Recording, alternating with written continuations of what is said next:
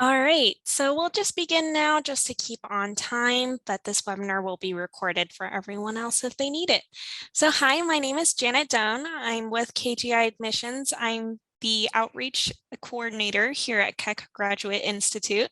And here with me today, I'm very excited to announce that we have our webinar with Dr. Christy Billock, our professor and founding program director of our occupational therapy program. So Michael, I just want to give a chance for you to introduce yourself, just your name, what school you're currently at, what year you're graduating, and what you're studying. Hello. Yeah, so my name is Michael. I start school in August. I'll be starting KGI's PA program. I'll be part of the first class there. So yeah, just really excited about that, and excited to hear what you guys have to say. Oh, wonderful. Well, it's great to meet you, Michael. And I think, Janet, we had like 9 people signed up for this, and you are the one that made it today. So there's lots of things happening in the world that Yeah, absolutely. people to come, but you are making the right choice to come to this presentation because graduate school can be stressful, right? And we're going to talk about building stress resilience today and talk about that from a lifestyle medicine perspective. So if you have questions along the way, please feel free to unmute yourself, ask questions, whatever would be helpful to you, because since you are our one person today. So let's get these slides rolling. All right. So we're going to talk about, is it on slide mode for you guys? I'm on my multiple screen setup in my office now. It is not on slide mode yet. Okay. So I have slide mode over on my other screen here. Let me see what happens if I pull you over this way. So you're just seeing my scroll through bar here? Yes, we are. Yeah, so it is on slide mode, but it's just on a different screen. And Okay, yeah. I don't know how that's going to change. So all good. I think we're going to just look at it this way. Sounds good. And I will switch this back because it is on slideshow, but it's just on, I guess, slideshow that you aren't able to see. Let me see if I do this, if I switch that over here and put it again. So did it change at all? Still the same. Okay, we can make this work, and I will go like this. Just make that bigger. All right, so we're going to talk about building stress resilience for college students, and the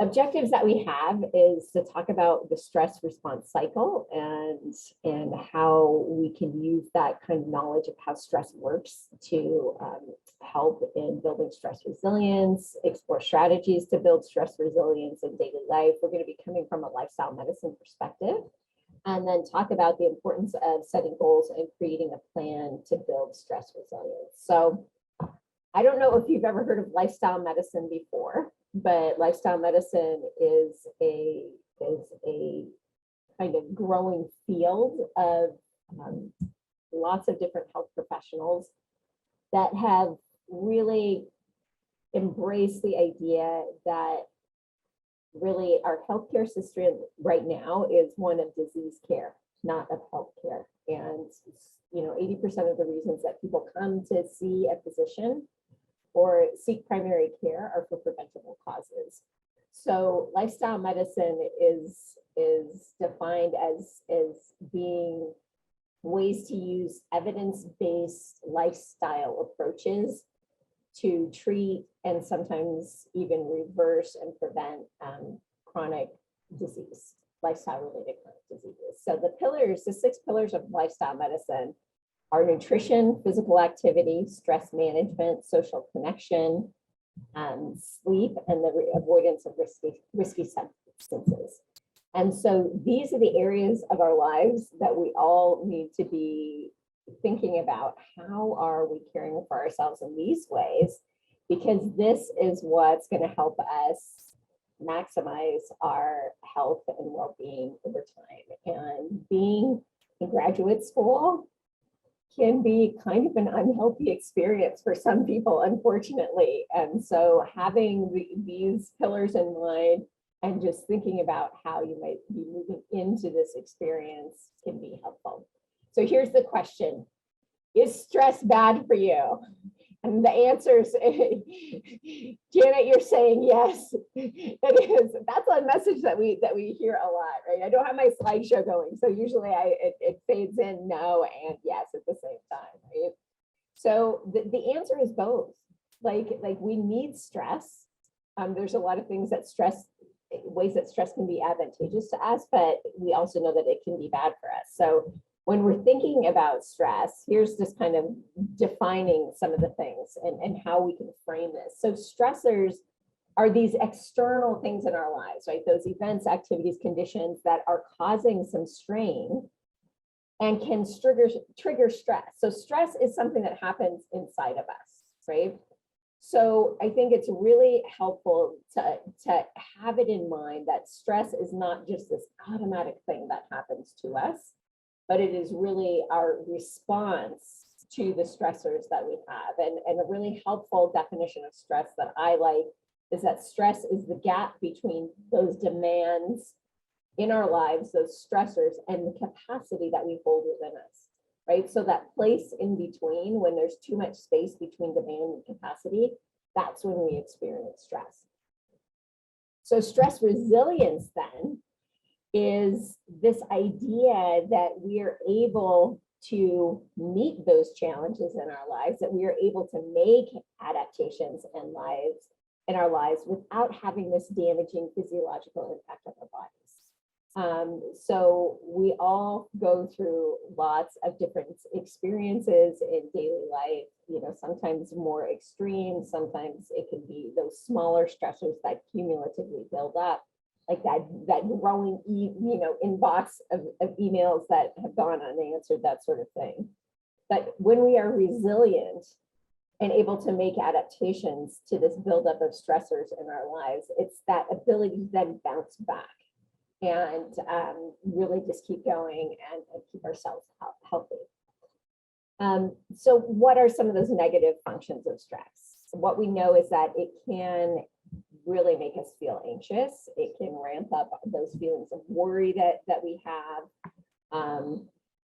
Something tricky about stress is sometimes it becomes a distraction in and of itself, where we end up thinking so much about the stress that we aren't able to really focus on the types of things that we need to get done, right?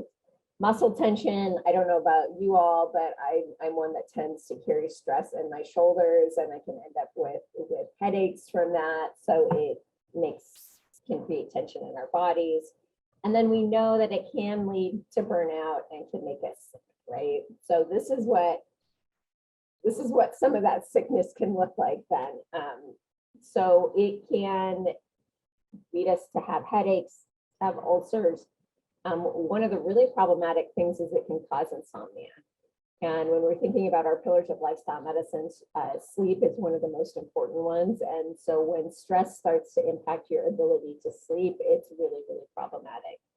It can impact sexuality or your ability to have a healthy sexual relationship and function in that regard. And that's tough because that's one area that people use oftentimes to cope with stressors. So backaches can be a problem. We talked about anxiety. It can directly affect cardiovascular health and cognition. So when we're thinking about overall brain health, we know that stress can have this kind of overarching effect on that. So there's a lot of research that's being done about stress out there that oftentimes does focus on these negative factors. What I don't have on here is some of the work of researchers up at Stanford and other places that have been studying people's beliefs about stress. And that if you believe that stress is bad for you, it actually ends up being much more dangerous for you than just if you believe that this is just part of living life. If you're out there in the world, if you're making choices like Michael's making about going to PA school, you are signing up for stress, right? But you know that there's a really good, amazing reason to do it, and the outcomes are going to be absolutely worth it, right? And so it's really, yes, you're going to have days where it feels really challenging, but if you believe that, oh, my body knows how to carry me through this, then it's not as dangerous as, oh no, I can't go to graduate school because then I'm going to end up with cardiovascular disease, right? So those beliefs that we hold are really, really important. So the person to look to is Kelly McGonigal, who's done a lot of really compelling research on those beliefs about stress. She has a TED Talk about it that I highly recommend. So what are some of the positive functions of stress? We know that from this positive perspective that it's essential for our safety and survival, right? Experiencing stress is what helps keep us alive. When we feel really enthusiastic about something, when we feel really excited about something, that's a type of stress also, right? When we feel some stressors about things, it can really help us point to what is most important in our lives, right? And we don't want to just be living lives where everything is just super easy for us, because likely we aren't going to be growing as much as we could and doing things that are going to make our lives really meaningful. So stress also motivates us to get things done. And I don't know about you, do you two ever like procrastinate on things? Okay, I'm glad I'm not alone, because I will tell you that I am a procrastinator at times. And it's like, for me, I have to get up to like a certain level of stress about something. And then suddenly I start thinking like more creatively. Like this will happen if especially with writing, I'll just be like, if the deadline is kind of far off, I'll sit down and just be like, I can't think of any really good ideas about what to do on the project. But as the stress of the deadline starts getting closer, I start getting more creative, right? So that is kind of like one of those positive functions of stress. So then it's always the fine line of like, okay, how far can I push this without then giving myself a headache because it's almost due or something. And stress actually does increase immunity, some levels of stress. Now, extreme stress decreases immunity. So here is, I'm really, really interested in the work here of Nagoski and Nagoski. They published a book in 2019 on burnout.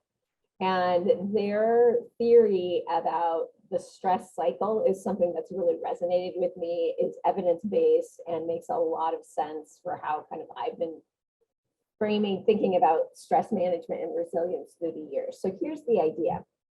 We have a stressor in our lives. What happens, and I don't have the part of, sometimes when I talk about this, I do a whole piece on the physiology and what's happening neurologically when we have a stressor. But very simply here, when we have a stressor, it involves our autonomic nervous system, right? The activation of our sympathetic response. So this is our fight and flight system, right?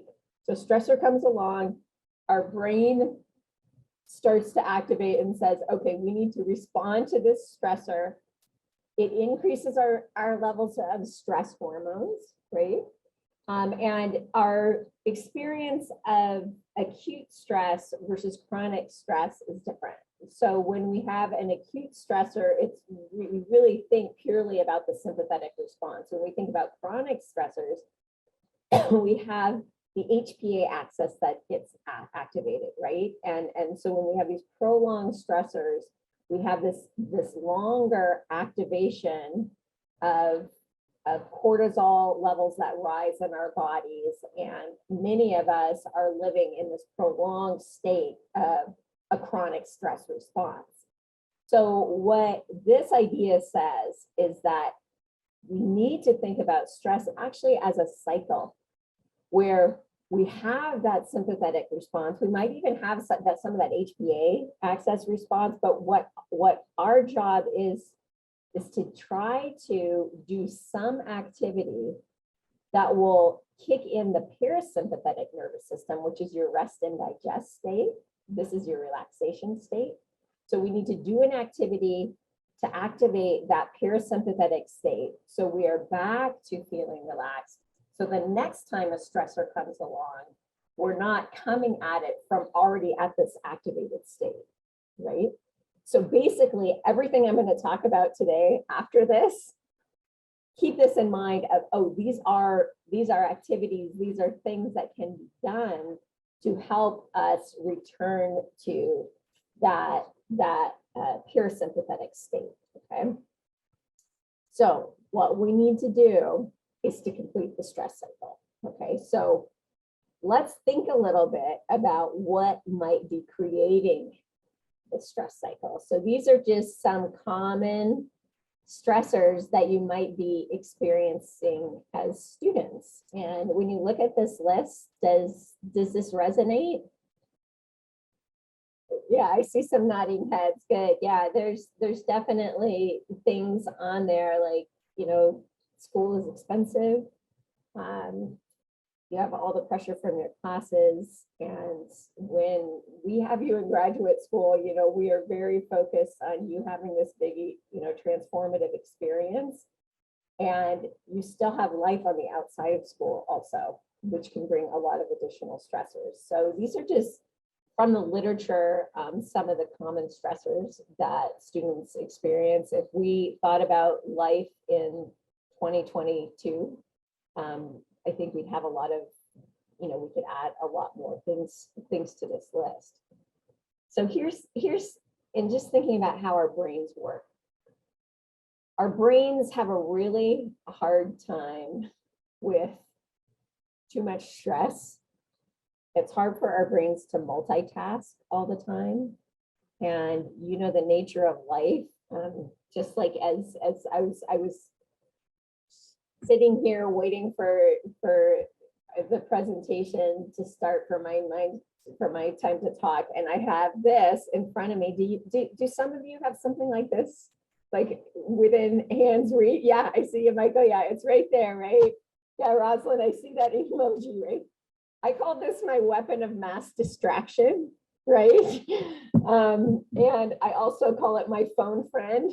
You know, it's like I can't imagine life without it, but I understand that it's a complicated relationship, right? And there's always something that's kind of tugging at and ready to distract me from things that I need to get done. So this multitasking and this split attention can be hard on the brain, because the brain really loves to sink in and be deeply involved and pay attention to things. But that's not how life is set up for us, okay? So our brains definitely don't like that lack of sleep, when we don't move a lot, when we're not doing things that we love to do. Our brains don't like it when we're just go, go, go all the time. You know, one of my favorite activities, and in OT we talk about occupations as, because those are just these meaningful day-to-day activities, right? One of my favorite occupations is, I call it sit and stare, right? And you might say like, but that's not like a thing, right? But sitting and staring, I don't know if you all have ever done this, but just like sitting and just like staring out the window at the wall, like not doing anything. We don't have a lot of ways to talk about doing nothing. Do you know what I'm saying? And maybe we need to have more places in our culture, in our language, to give ourselves permission to not do things. So our brains are up. We've got a lot to contend with. Okay. So the question is then, how do we start building our stress resilience? How do we start completing that stress cycle? So as an occupational therapist, I really like to think about occupational self-reflection. Rosalind, good, I see this. Yes, giving yourself permission to sit and stare. That is, permission is like a big part of it, isn't it? Like we feel like, oh, we're not being productive. But maybe that is the most productive thing that we could be doing, is to like do nothing for a few minutes, right? So as an occupational therapist and occupational scientist, I think it's really important that we build the skills to be able to look at how we spend our time. So I call this occupational self-reflection. So getting the tools where you are able to pay attention to, reflect on, and be really intentional about how you spend your time is important. What we don't, the opposite of this being self-reflective and proactive would just be like being on autopilot, right? Where you're just like, all these activities are chosen for me. I don't have much autonomy. I don't have the power to really make a choice here. And I'm kind of on this treadmill of life. So what we want to do is think about being more proactive. And one of the great places to start, I think, in thinking about how our bodies are experiencing stress is doing the simple activity of drawing this circle. And on the outside of it, you could put things that you can't control. And on the inside, you put the things that you can control. So I want to just give you a chance to put some things in the chat here. What are some things that you can't control in your life right now? What are some things that are outside of your control? Or you can unmute yourself if you want.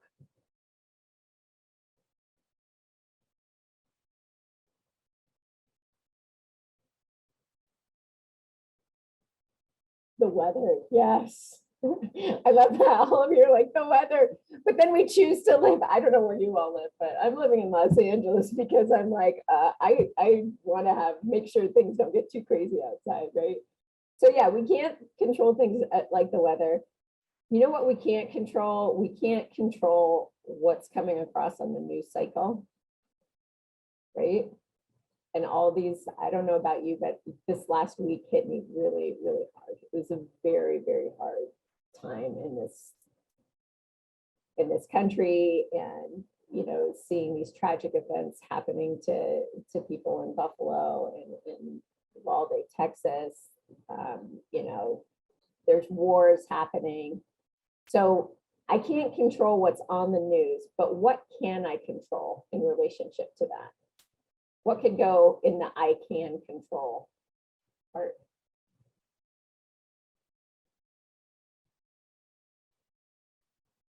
How much I watch. Yes. How long you listen. Perfect. Yeah. How much consumption of news am I doing? And I don't know about you, but I can get caught in a loop sometimes where I feel like I need to check the news every hour or two. And what I know about myself is every time I read a disturbing news story, then that can be really upsetting to me. And Michael, you're absolutely right. We do have some control over reaction and perspective. You're absolutely right. These are some things that I can control. Other things that I can't control other people's thoughts. I can't control other people's actions. I can't control, there's lots of other things that we can't control. But I can control how I choose to respond. I can control how I choose to use my time around those things. I can control how much sleep I'm getting. I can control how I choose to fuel my body, before I'm meeting with the stressors of my day. So what we know, when we focus on the things that we can control, it starts to decrease our stress response, because what our brains love is predictability, right? Our brains love to know what's going to happen. And our brain's primary job is to keep us safe. And when things feel uncertain, our brain starts to go into that mode of like, okay, I've got to really start looking for threats all the time because I don't know what's going to happen, right? And if all of our attention is on the outside of that circle and those things that we can't control, we're likely going to have much bigger responses to the stress. And this goes back to Michael, to the reactions. I love thinking about the difference between having a reaction to something and a response to something, right?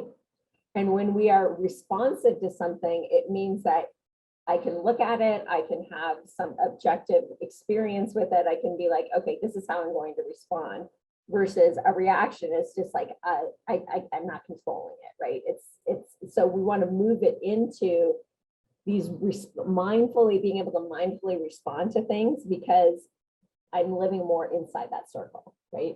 So I think this is a really helpful frame to start from, right? So then let's start thinking about the practical list of then, okay, how can I complete the stress cycle? Okay, one of the most powerful ways of getting ourselves out of a sympathetic response.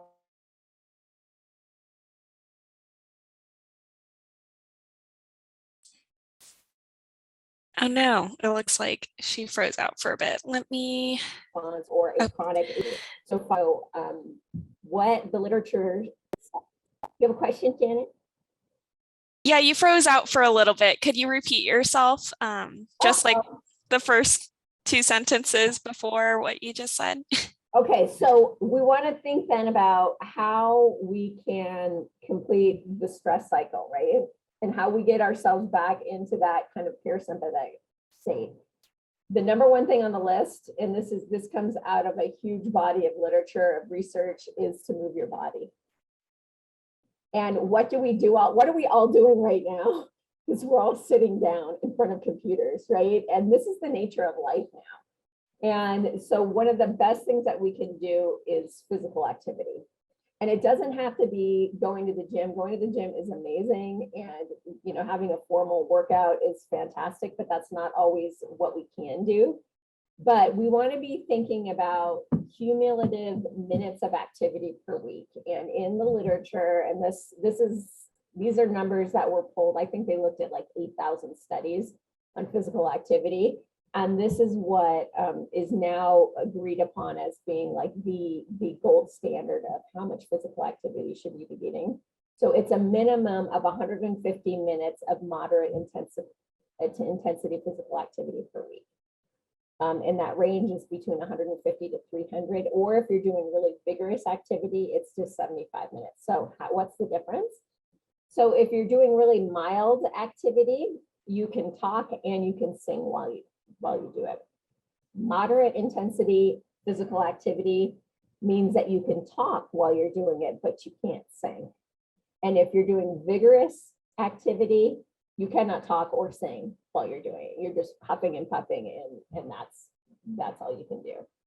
And then added to that, there are also muscle strengthening guidelines, and there's really super interesting research that's coming out more all the time about the relationships between strength training and mental health, and how strength training can be really effective for dealing with anxiety and depression. So you also want to make sure that muscle strengthening is getting in there. And then of course, what's always should be there is stretching. And I know I'm totally guilty. I'm a cardio and give me strength training and cardio any day. And it's very hard for me to make yoga happen. And I'm so proud of myself because I'd say for the last 4 months or so, I finally got into a yoga practice on top of my Peloton and CrossFit stuff that I'm doing. I'm finally doing it and I feel so good. Why don't I do this more often? So the stretching is really, really important too. So we want to think about that as well. Okay, so another really kind of quick way to complete that stress cycle and to keep ourselves resilient is to breathe. And if you just take 3 really deep breaths, it activates the parasympathetic nervous system. Okay. So if you're feeling super, super stressed, the beautiful thing about breathing is it's just there. It's always there. And you think, but of course I'm breathing, but I don't know if you've ever really, really paid attention to how you breathe. A lot of us do a lot of very shallow breathing throughout the day, and it's certainly keeping us alive, but it's not necessarily really helping us deal with the stressors that we encounter in our daily lives. Okay, so let's do some breathing together right now.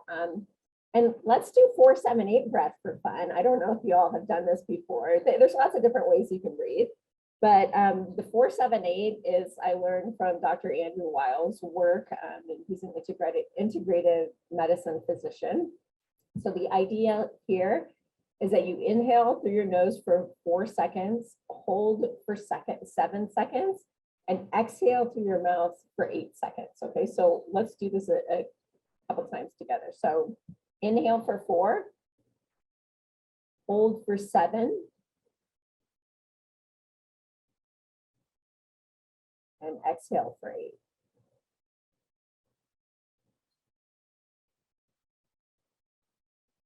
So in for 4, hold,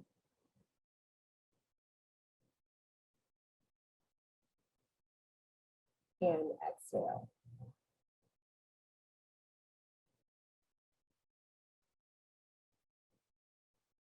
You feel a difference just even doing that twice? Because I tell you, I feel a difference. This is like a really powerful breath. And Dr. Weil will say, don't do this while you're driving. It's not safe unless you're used to that, right? It's a very powerful breathing pattern. What is important about that one in particular is that you're exhaling longer than you inhale. And there's definitely research on that says you really want to try to make the inhale long and slow, or the exhale long and slow, make the exhale longer than the inhale. And that makes it even more powerful to activate that parasympathetic response. So you can do things like in through your nose, out through your nose, 5 seconds. It's good to think about sitting up straight, getting deep belly breaths in. Another one that's not on the list is box breathing that I really like doing. So you think about making a box with your breath. So you breathe in for 4, you hold for 4, you exhale for 4, you breathe in for 4, and you just make a box. Okay. So think about, like, if you're in class, you're in a test, you're really starting to feel anxiety building. You're starting to really feel like this panic feeling, and you want to just reset that. You're like, okay, I see you, sympathetic nervous system. Let's reset. Let's get more into this parasympathetic state. Breathing can be really, really powerful for that. Rosalind, I'm glad you like the box breath. I really like that one too. It's a great one. Okay, connect with others. This is one of the pillars of lifestyle medicine, is social connection. I don't know if you all are familiar with the Harvard research study. It's the longest standing study on human longevity that's ever been conducted. I think they're in 80+ years now of conducting this research. And they studied students who went to Harvard, and then also blue collar workers in the community around Boston. And they have followed them for 80 years of their lives. So many have passed away, but what they found is that the biggest indicator for longevity is not genetics, it's not how much money you make, it's the quality of your social connections and how connected you are with other people. So when we think about social connection, this isn't just fluff, okay? It's really, really, really important. So finding ways to connect with others, and just thinking about what you're going to be doing in graduate school, what are those ways that I can make sure that I have the social support that I need from my family and friends, from people in my cohort, from faculty members, but how can I have those quality connections with other people? I know that if I'm having a really stressful, hard day, I will sometimes just force myself to text a couple friends to just say hi, right? So it doesn't have to be that we're going out and we're having lots of face-to-face time, although that's wonderful, but really making sure that and really valuing how important social connection is for our health and well-being, and being able to just get through these hard days, right? Another really helpful tool is mindfulness, and I'm sure you've all heard about mindfulness. I feel like, oh my goodness, and I've been teaching mindfulness for, I don't know how many years, 15 plus years to students. And I kind of like to think of it as attentional control exercises, because it's really, we talked about this a little bit already, like the nature of life is that we're being distracted all the time. That does not make our brains happy. What our brains like to do is to pay attention to one thing. And there's actually some really compelling evidence about anxiety. And if you are feeling anxious, and I tell students this in exams, if you really start to feel that anxiety building during exam, what you can do is just find a way to pay attention to something in the room that you've never paid attention to before. So I'm sitting in my office right now.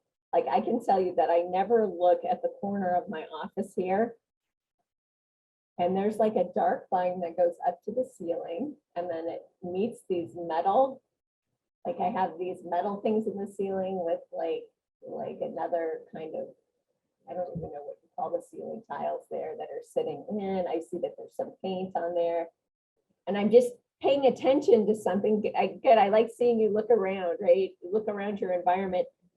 When we can just find new things to pay attention to that we've never seen before, it is really soothing to the brain.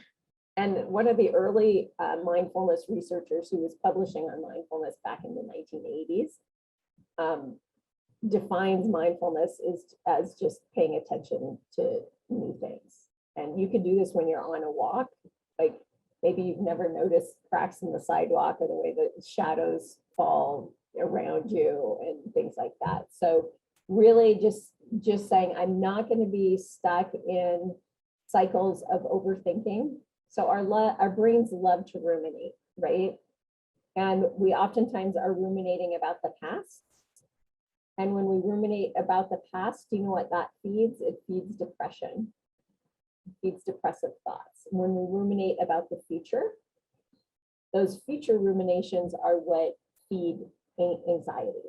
Okay, so mindfulness is just saying, I'm going to find ways to pay attention to the present moment where I am at right now. And sometimes that can be as simple as the exercise you just did, and just looking at things in your environment that are new. So there are lots of apps out there to help you with this. And it might be something as formal as having a meditation practice, but you could do things like a senses meditation, where you could say, okay, what are 4 things that I can see right now?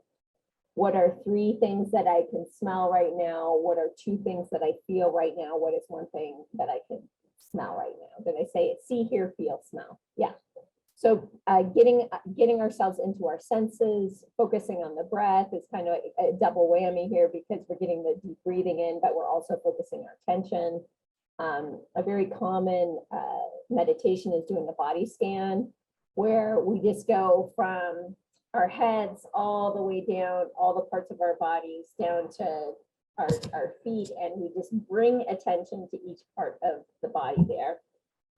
And then the meditation actually that has the greatest evidence base for being effective is loving kindness meditation, also called understood as metta meditation.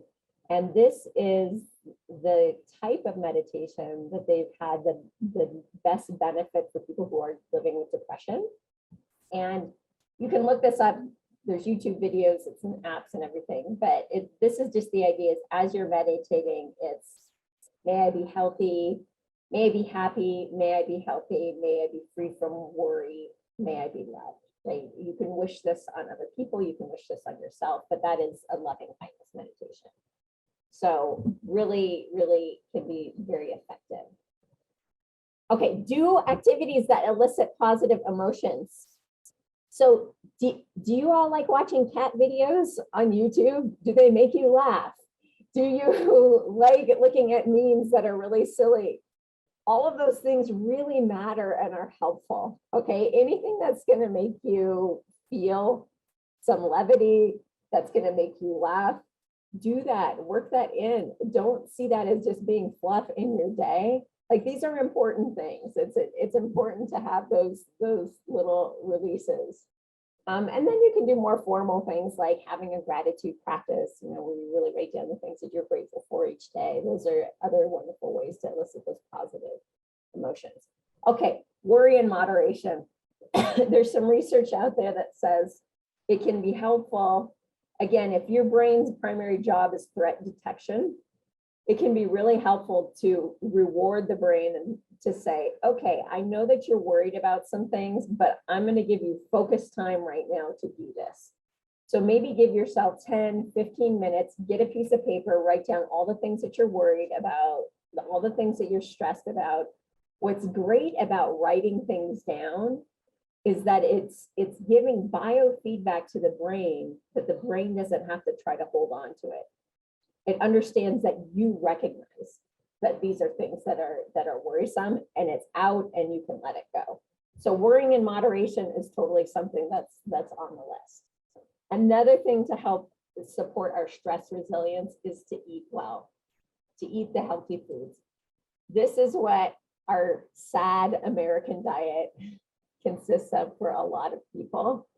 The standard American diet is one where we're surrounded by foods that are addictive, that are not healthy, that are really there. Oftentimes when we eat them, they just trigger us to want more of the unhealthy stuff. It can be really hard to make the good choices about how to fuel our bodies in the day. From a lifestyle medicine perspective, we don't say that everyone needs to be vegan, but the majority of your diet should be whole foods and plant-based as much as possible.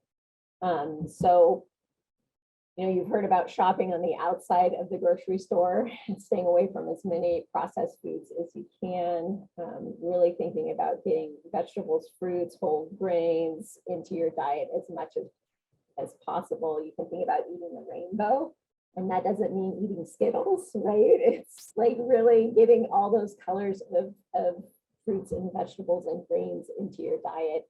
And these are the things that really will feed, get you to a place where you can cope with the stressors that come along. What I like to really think about is that what food does is it's what gives us energy, right?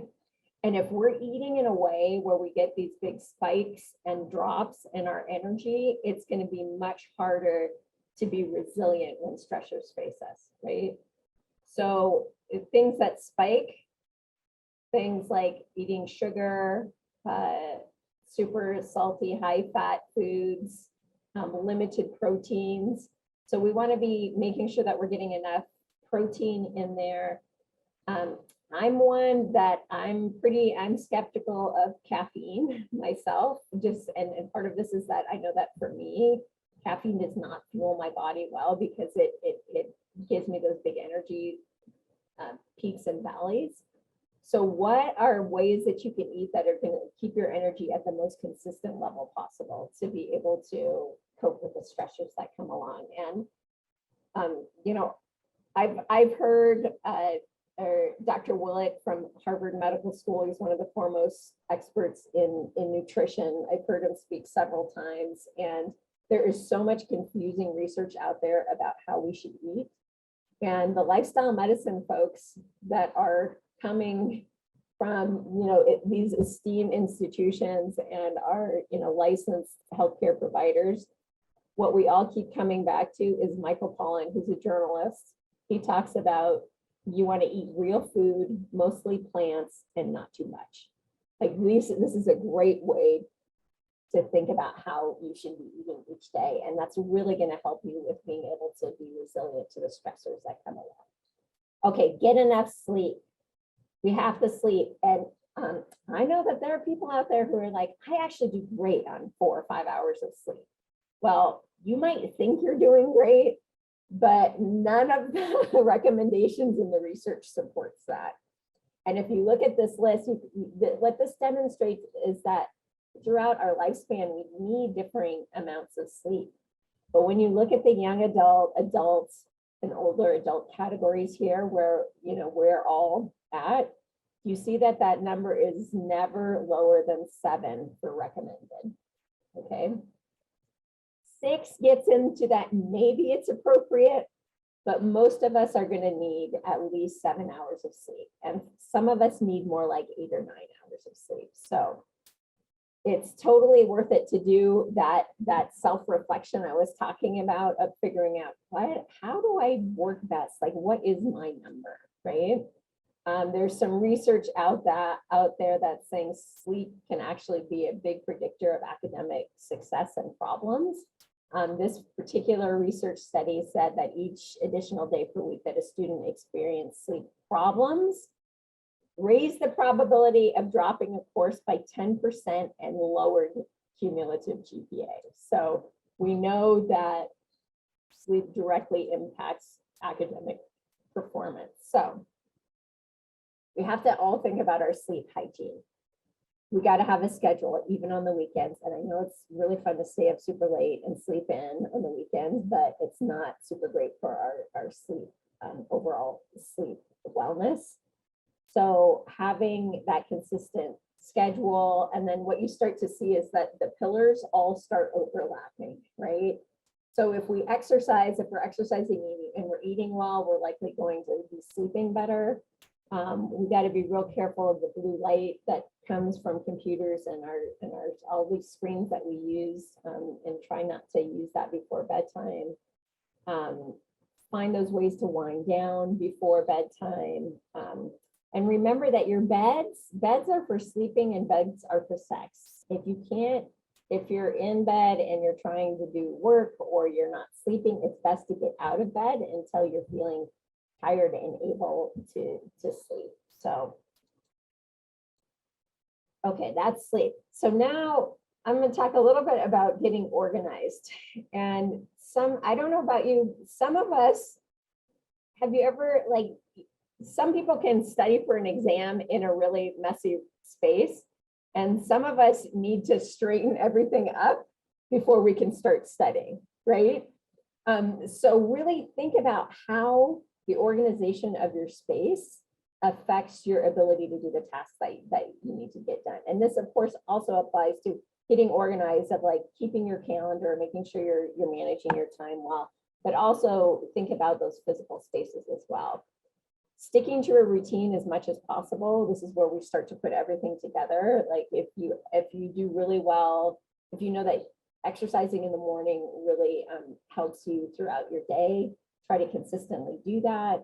Some of us do well at exercising in the evening, but find that routine and try to stick with it as much as possible. Because again, what does the brain like? The brain likes predictability.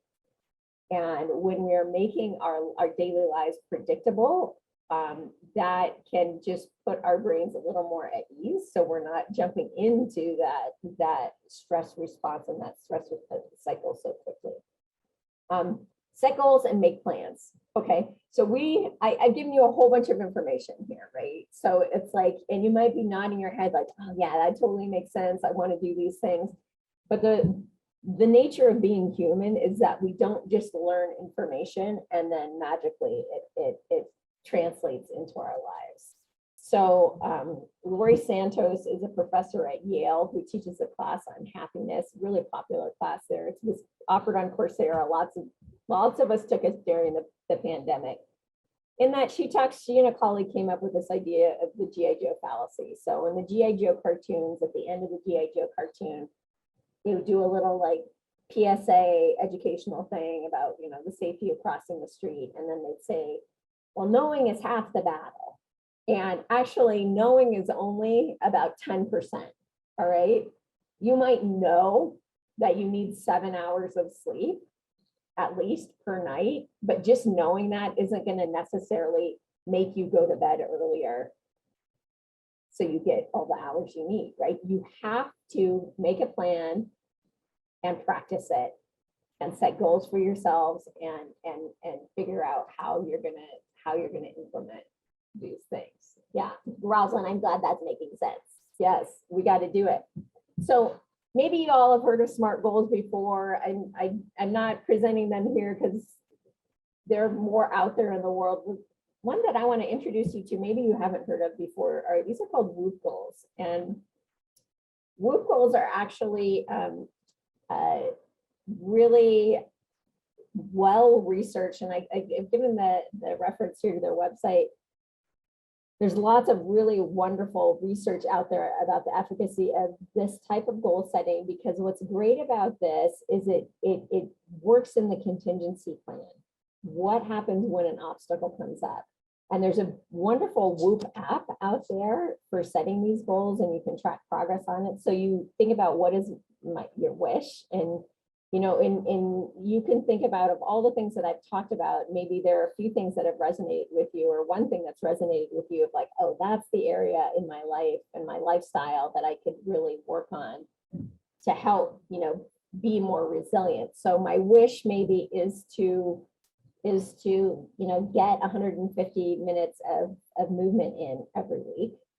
The outcome of that is that I'm going to feel stronger. I'm going to have more stress resilience. The obstacle is that I'm just really tired and very busy.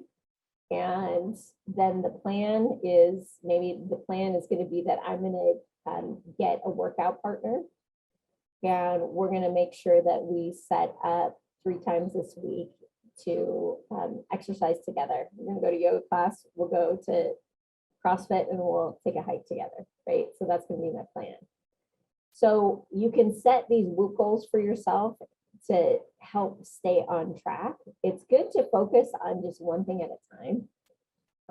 Sometimes we get very ambitious of like, I want to change, I'm going to change how I eat, I'm going to change how I connect with people, I'm going to change how much I'm moving, and I'm going to develop a whole new sleep routine. And we try to do all those things at once, and it's very, very hard to change lots of different habits at the same time. So I'd say choose one at a time, write some goals for yourself, get some accountability buddies, because it can be so great when you have others that are kind of trying to help you through it. And I think it's really helpful, if you're not in your graduate program yet, to really start thinking about what's coming up, right? And how can I start to plan for that even before it begins? So that's my take on building stress resilience. I hope you found that helpful. If you have any questions, you can go ahead and ask them. Any questions, comments? Rosalind. Hi, yes, thank you so much. You're welcome. Really, really appreciate it. And even some of the laughter, for instance, the fact that we all chose weather earlier on. But so I have a question in terms of, and I think some of it will take place when I start implementing the WHOOP goals, which I'd never heard of before. But how do you get back on track when there's an obstacle that comes? So for instance, like the sleep hygiene one, and there were tons of great examples of like how to get a sleep hygiene going, routine going. But I oftentimes find myself where I might be awake and I can't go to sleep, and I am trying everything to go to sleep, but then it throws off my next day. And then that day it just kind of trickles and I can't figure out how to get back. I will get back, but then like it'll happen all over again. And how can I make it not last so long to like getting back on schedule? Yeah, I love that question, Rosalind. It is such a good one. And I think it's super important that when we think about these lifestyle factors, this is the long game.